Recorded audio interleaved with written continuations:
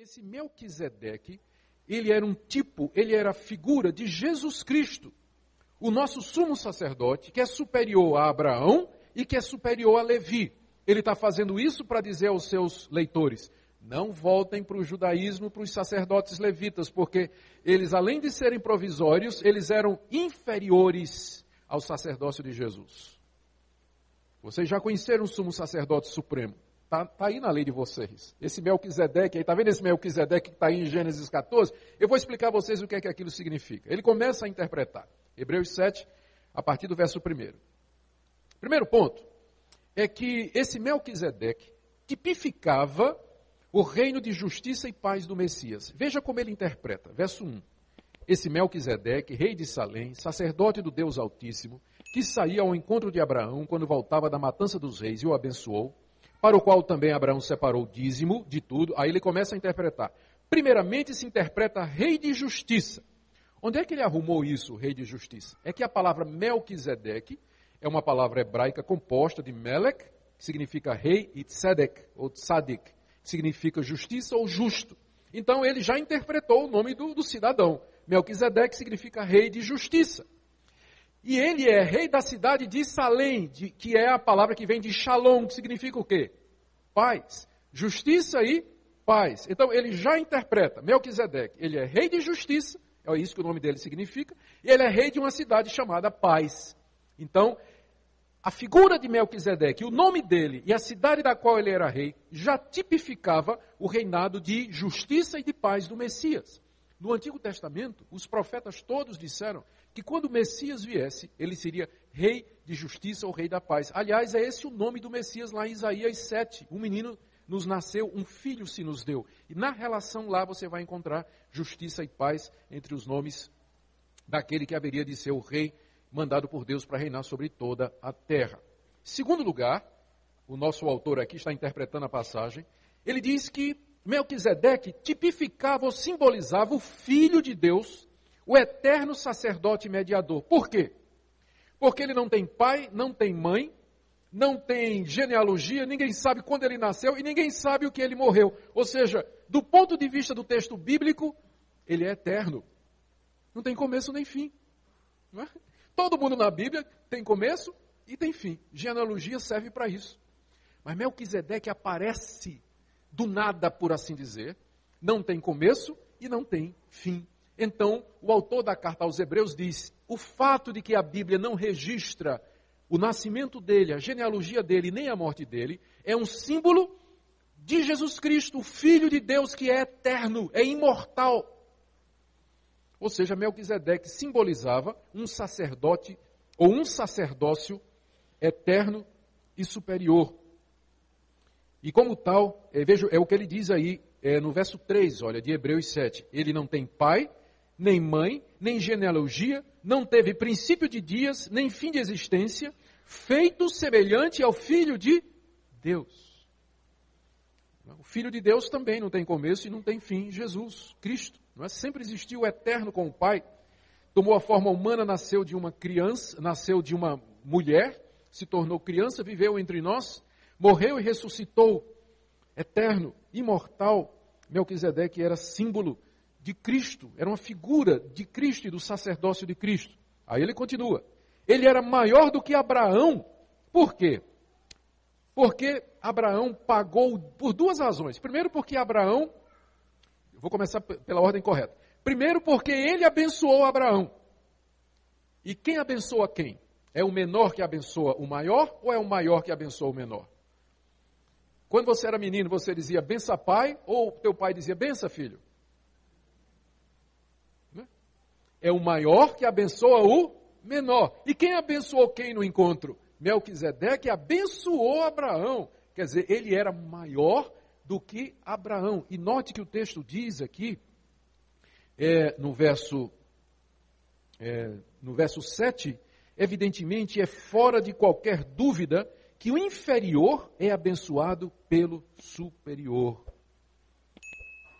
O inferior é abençoado pelo superior. Ele abençoou Abraão, veja versos 6 Entretanto, aquele cuja genealogia não se inclui entre eles recebeu dízimos de Abraão e abençoou o que tinha as promessas. Quem era Abraão? Abraão era aquele a quem Deus fez as promessas. Que pessoa importante era Abraão? Só que Melquisedeque era mais ainda do que ele, porque abençoou aquele que tinha as promessas. Então, ele representava alguém superior a Abraão. E não só isso, Abraão pagou os dízimos para ele. Abraão pagou dízimo para Melquisedeque, reconhecendo a função dele e o ofício dele de sacerdote do Deus Altíssimo. Então essas duas coisas, que Abraão pagou o dízimo a Melquisedeque, que Melquisedeque abençoou Abraão, era uma prova de que Melquisedeque era maior do que Abraão. E o que é mais? Portanto, ele era maior do que Levi, que é a tribo de onde vêm os sacerdotes. Veja o raciocínio dele. Por que é maior do que Levi? Porque Levi ainda não tinha nascido, né? Mas estava em Abraão.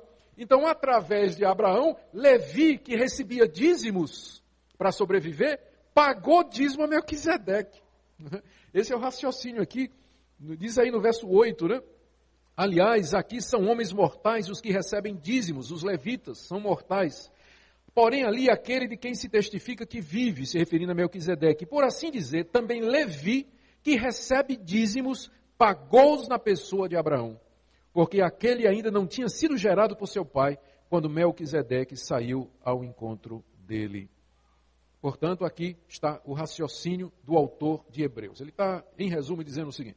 Lembra daquele episódio em que Abraão encontrou uma pessoa chamada Melquisedeque? Você já parou para pensar quem era esse Melquisedeque? Rei de justiça, rei de paz, eu estou acrescentando, trouxe pão e vinho, não tem começo, não tem fim, abençoou Abraão e recebeu dízimos. Quem vocês acham que ele representava? Jesus Cristo, o Filho de Deus, o sacerdote perfeito, aquele que é o único e verdadeiro mediador entre Deus e os homens, e não tem outro além dele. O que são os sacerdotes que estão lá no templo judaico? Eles são meras e pálidas representações, figuras do sacerdócio de Cristo.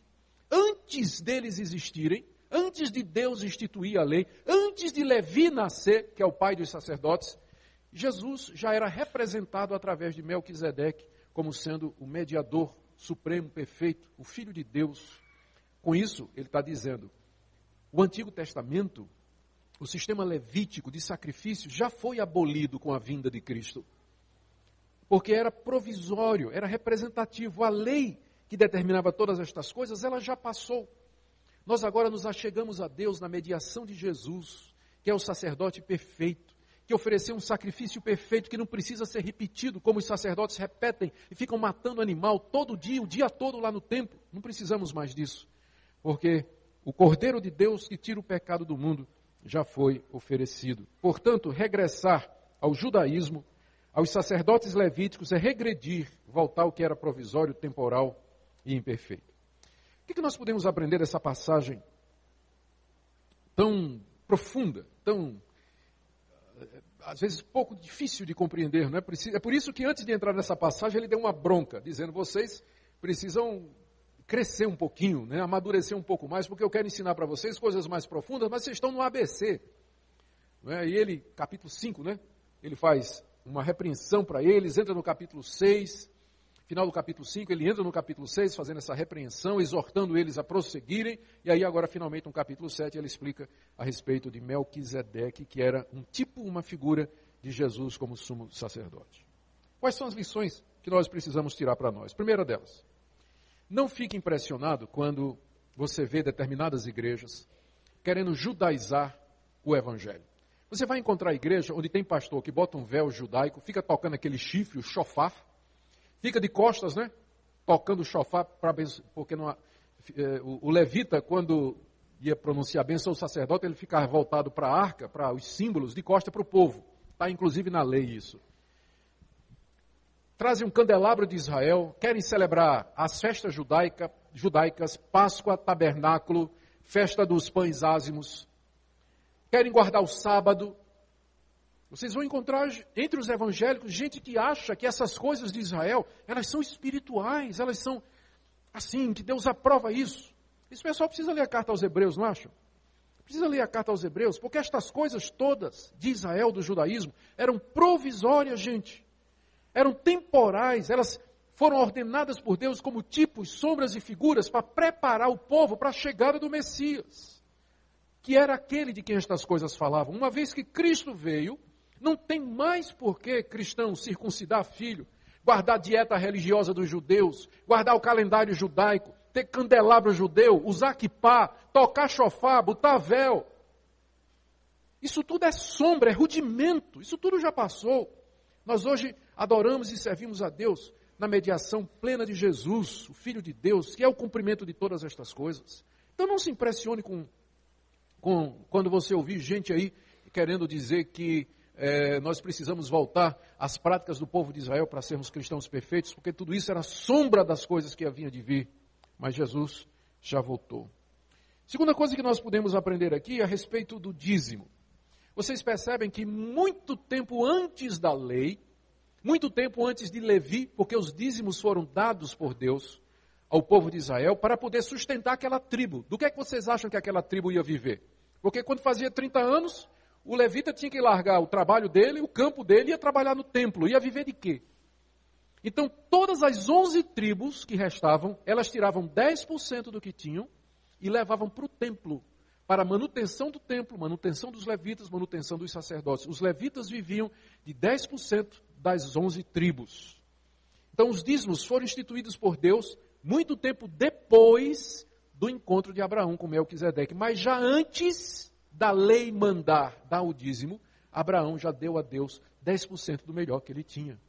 Então, o dízimo não é uma questão da lei, ela antecede a lei. É antes da lei. É uma prática já feita por Abraão. Nós vamos encontrar Jacó depois também dando de Deus, dando de tudo, o dízimo para Deus.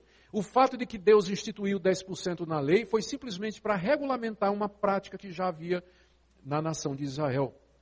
Já havia no povo de Israel antes mesmo da lei.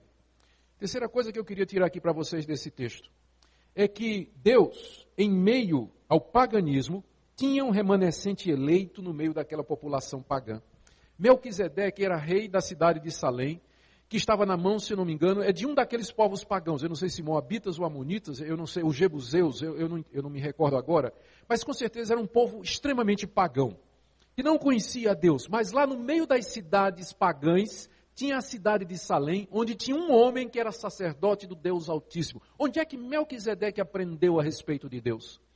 Ele provavelmente era o último portador daquela religião verdadeira que vem do tempo de Noé. É por isso que alguns acham que ele era um semita da descendência de Noé, um dos últimos representantes lá.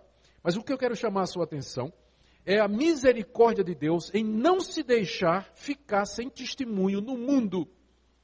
Em não se deixar sem testemunho o mundo afora. A nossa missão hoje, como igreja de Deus, como gente que conhece o verdadeiro Deus e que tem o verdadeiro Deus se revelando a nós na sua palavra, na mediação de Cristo, é levar esse conhecimento ao mundo todo. É levar esse conhecimento ao mundo todo. Anunciar o evangelho aos povos pagãos, onde eles estão sem luz, sem conhecimento, não conhecem a Deus, adoram falsos deuses, não conhecem a verdadeira religião que Deus revelou, que é o cristianismo em torno da pessoa de Jesus. Vejam, todavia, como Deus, na sua misericórdia, ele pode agir no meio do mundo. A quarta lição que eu quero tirar aqui é a importância de nós estudarmos a Bíblia, especialmente o Antigo Testamento. Vocês percebem como esse autor da carta aos Hebreus, ele construiu toda a doutrina da mediação de Cristo com base em quê? No Antigo Testamento. O Antigo Testamento fala de Cristo. Cristo é o centro do Antigo Testamento. Ele está presente no Antigo Testamento, as genealogias falam de Cristo, os tempos da Escritura falam de Cristo, os tipos e instituições de Israel nos falam de Cristo. Então, nós devíamos ler também o Antigo Testamento. Eu sei que às vezes é penoso, né? Você começa a ler Levítico, né? O crente começa a entusiasmar, vou ler a Bíblia esse ano. Em Gênesis ele vem no embalo, né? Lê todinho na tirada só. Chega em Êxodo, aquelas histórias, ele vai lendo. Aí chega Levítico, né? Aí já vai, né? Em número, fulano gerou cicrano, foram tantos mil que saíram, não sei o que, aí já vai diminuindo. Aí quando chega em março, ele voltou para os Salmos, né? Ou então vai ler João de novo, né? Pela 10ª vez na vida dele. Não desista. O Antigo Testamento está cheio de ensinamentos preciosos a respeito do nosso Salvador. Nós somos a continuação. Eu não gosto nem de chamar de Velho Testamento, porque dá uma ideia de uma coisa que não tem mais valor, ultrapassada. A gente devia chamar de Antiga Aliança, ou Antigo Testamento. Né? E o nosso de novo. Né? Mas antigo não dá tanto a ideia assim de depreciação como às vezes as pessoas dão quando chamam de Velho Testamento. Mas a última lição que eu queria trazer para nós aqui que é o ponto principal do texto. É que o acesso a Deus, e foi este o problema que eu levantei no início dessa mensagem, a questão de como chegar a Deus. O acesso a Deus sempre foi mediante o seu Filho. O sumo sacerdote que permanece para sempre. A mediação sempre foi de Jesus, o Cordeiro de Deus que foi imolado antes da fundação do mundo. No Antigo Testamento, no Novo Testamento, aqui no Brasil, em qualquer lugar, só se pode chegar a Deus na mediação de Jesus. Maria não é medianeira, os santos não são medianeiros, a igreja não é medianeira, pastor não é medianeiro, padre não é medianeiro, o Papa muito menos. Nós hoje podemos chegar a Deus mediante Jesus. E aqui eu concluo com esta palavra de aplicação para você que está se sentindo desse tamanho diante de Deus, você que tem dúvidas do seu relacionamento com Deus, você que se sente abatido pelos seus pecados, com a culpa dos seus erros. Para você chegar a Deus não é uma questão de mérito, porque você nunca vai chegar numa situação em que você vai merecer de Deus alguma coisa. É por isso que Ele mandou um mediador. É por isso que nós temos um sumo sacerdote, alguém que intercede por nós, que já se ofereceu como sacrifício para pagar os nossos pecados. E eu estou dizendo isso a você, crente. Porque a pessoa é crente, mas ela leva tempo, às vezes, para aprender o que é a graça de Deus.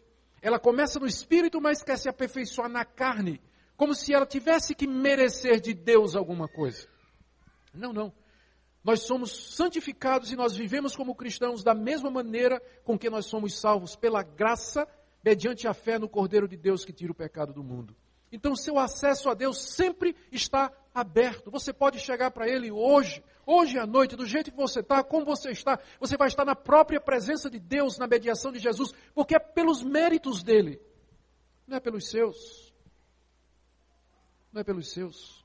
E você pode chegar diante de Deus nessa noite e colocar diante dele o seu fardo, a sua angústia, a sua preocupação, os seus problemas, os seus desejos. E você pode ter a certeza de que eles chegaram até a presença do Altíssimo Criador dos céus e da terra, que possui todas as coisas, o Deus de Abraão, o Deus de Melquisedeque, o Deus de nosso Senhor Jesus Cristo, o nosso Deus. Não tem por que você viver longe dele. Não tem por que você viver desanimado, esfriar na fé. Mas o seu relacionamento, se você entender que é na mediação de Jesus, sempre, sempre, sempre, isso vai significar uma diferença profunda na sua vida, na prática, no dia a dia. Que Deus abençoe a sua vida. E que em Cristo Jesus você encontre descanso, como Ele prometeu. Vinde a mim, todos vós que estáis cansados e oprimidos, e eu vos aliviarei. Que nele você encontre paz e descanso, alegria e certeza para viver nesse mundo cheio de dores, de sofrimento, de contrariedades, até aquele dia em que Ele vai nos receber lá na glória e vai dizer: bem-estás, servo bom e fiel. No pouco foste fiel, sobre o muito te colocarei. Entra no gozo do teu Senhor.